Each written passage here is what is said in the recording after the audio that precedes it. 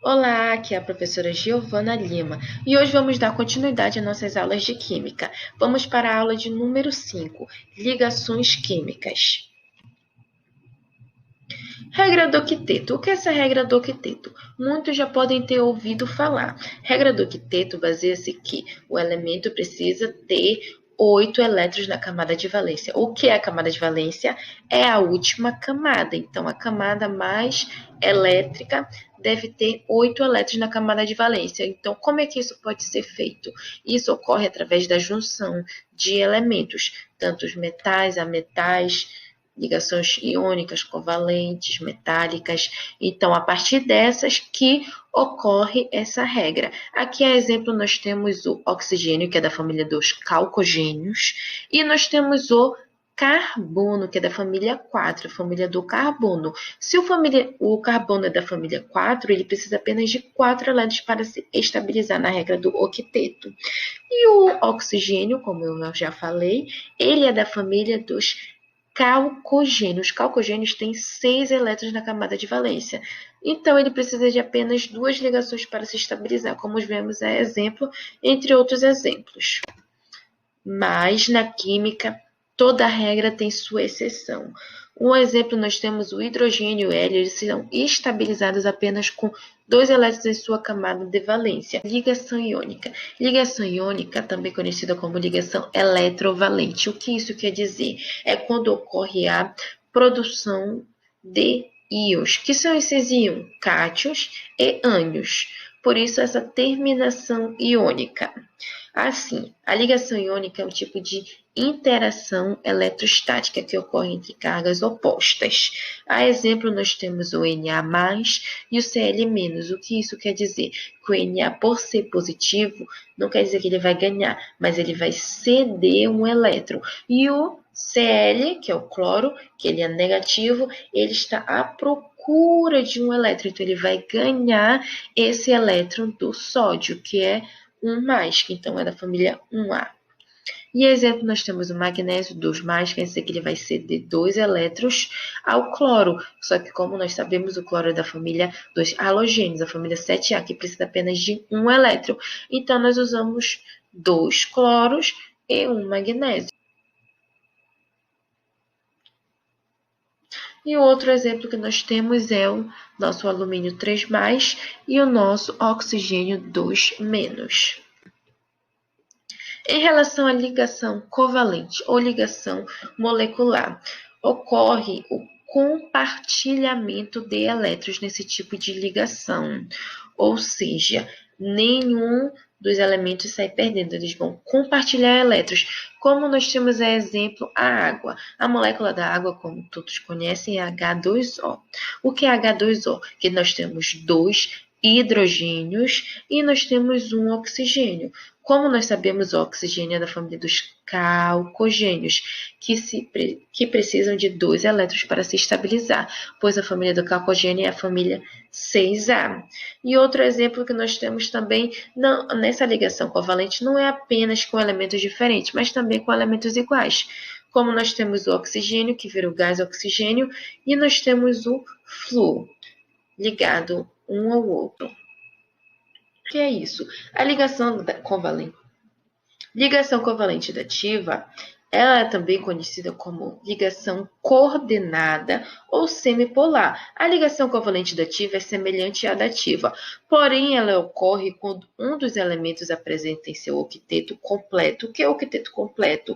Os 8 elétrons na camada de valência, a camada mais elétrica, mais energética e assim por diante. E para completar sua estabilidade eletrônica, necessita adquirir mais 2 elétrons. Em outras palavras, o que a gente pode dizer? A ligação covalente dativa ocorre quando um dos átomos compartilha seus elétrons com outros 2 elementos. Então, esse átomo, no caso nosso enxofre, ele já está estável com o oxigênio, fazendo uma ligação covalente, como nós podemos ver nas linhas. E ele vai compartilhar os seus elétrons, que não estão juntos, mas ele já está estável, com outros átomos, fazendo assim uma ligação coordenada. No caso, um elemento já está completo, estável, os outros não. Como nós podemos ver, a ligação coordenada dativa, ela é mostrada como essas setinhas, como nós vemos do enxofre para o nosso oxigênio. E a nossa ligação metálica? A ligação metálica, o nome já simplifica, que é a ligação que ocorre entre metal e metal. Ok. No estado sólido, os metais se agrupam de forma geométrica ordenadas, formando células ou grades ou retículos cristalinos. A exemplo, nós temos aqui o nosso NaCl, que é o nosso sal de cozinha, ou seja, o nosso cloreto de sódio. E temos outros dados específicos em relação às ligações metálicas, que elas formam como se fosse uma nuvem eletrônica. Essas nuvens eletrônicas é como se fossem os nossos elétrons livres. Por isso que afirmam que os metais são bons condutores elétricos e térmicos, considerando então a corrente elétrica, o fluxo de elétrons, que levou à criação da teoria da nuvem eletrônica ou teoria do mar de elétrons.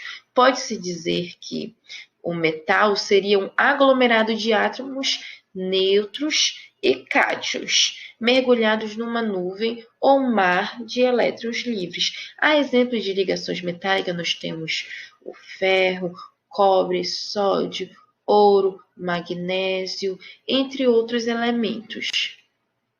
E vamos para a melhor parte, que é os exercícios. Mas por que exercício, professora? Sempre. Exercício é para fixar o conteúdo.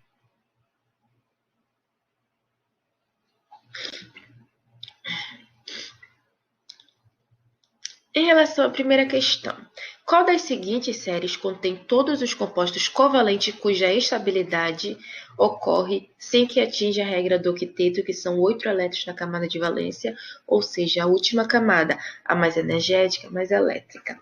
Qual você marcaria nessa? A, B, C, D ou E? E aí, a resposta correta é a letra... Não irei falar agora, só na próxima. Então, vamos para a segunda questão. A propriedade que todo metal possui de conduzir calor deve-se a, B, C, D ou E. Qual você marcaria nessa alternativa?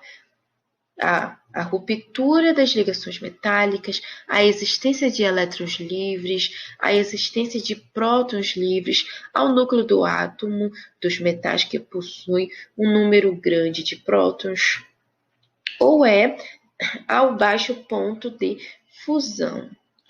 E vamos, qual você marcaria? Vamos mais para frente responder. A terceira questão. O elemento químico enxofre está localizado na família, no caso aí 6A, ou família dos calcogênios, o terceiro período da tabela periódica.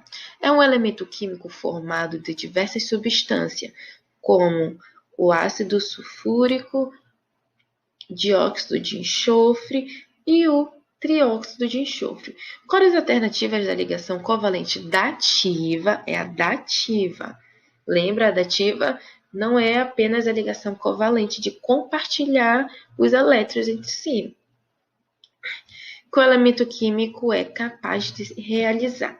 Qual você marcaria? A, B, C, D ou a letra E? E aí, vamos pensar. Agora vamos para as respostas das alternativas.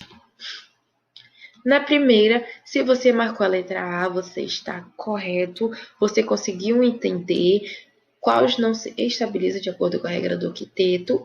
E a segunda, se você marcou em relação aos elétrons livres, você conseguiu captar tudo o que eu disse. E nessa próxima questão, se você marcou que a partir do 6 elétrons, como a gente viu do enxofre, compartilhando o elétron com um oxigênio, e ele se estabilizou, mas também ele fez uma ligação dativa, na qual ele emprestou também os seus outros elétrons, porque o enxofre tem 6 elétrons. 2 elétrons ficou compartilhado com o oxigênio, e 2 elétrons também ele fez essa ligação dativa com mais 2 oxigênios. E essa outra alternativa, por que eu deixei ela sozinha? A resposta é a letra B. Por que a letra B? Porque o elemento X possui apenas um elétron. Quem que possui apenas um elétron?